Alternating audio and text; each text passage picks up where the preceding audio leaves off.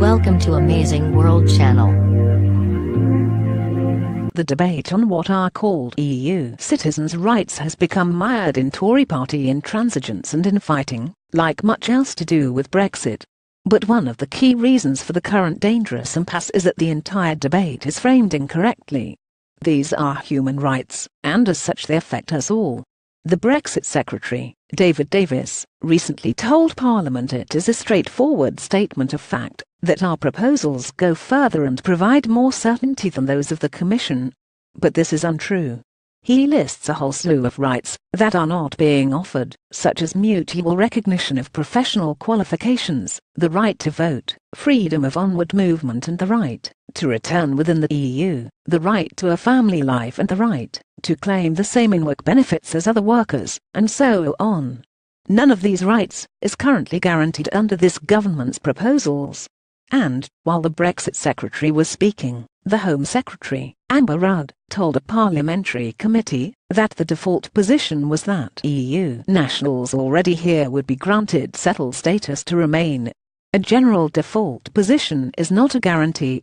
So, it is clear, the claim that the UK is making a generous offer, or that it surpasses the EU offer, is false. There has been a widespread failure to report the EU offer on this important issue. In May the EU set out its own working paper wherein the very first principle is that there would be the same level of protection under the law as it exists at the time of Brexit for both UK and EU citizens.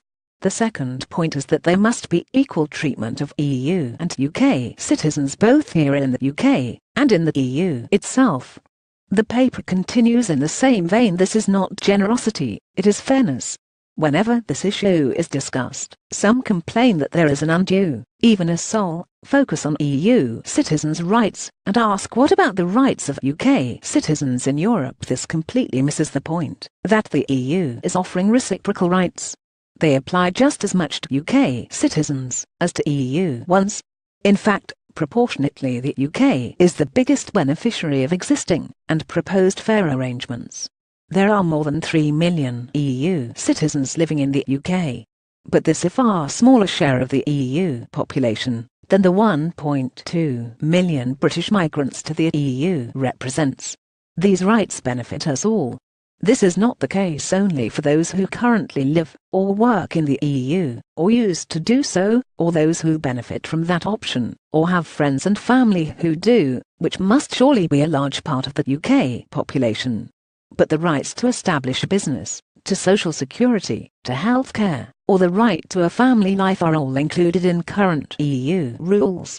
Who in the cabinet can be trusted to uphold these rights in the absence of a deal? There is a further economic argument. There are nearly 2.4 million EU nationals working in the UK.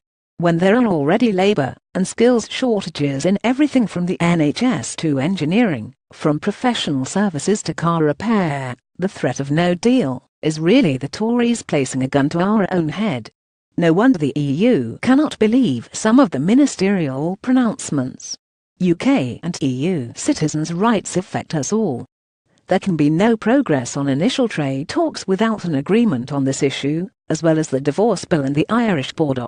It is way past time for the Tories to stop prioritising their own jobs and prosperity. They should start prioritising the jobs, rights and prosperity of all those living here and UK citizens in Europe. Diane Abbott is the Shadow Home Secretary.